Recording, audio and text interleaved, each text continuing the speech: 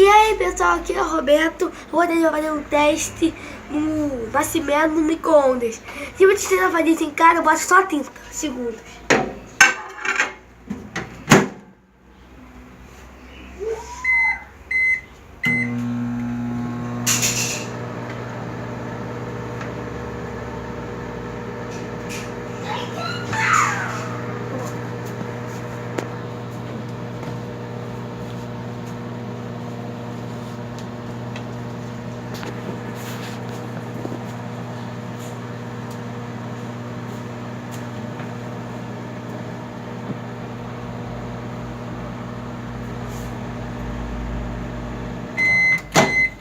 Olha como ele ficou.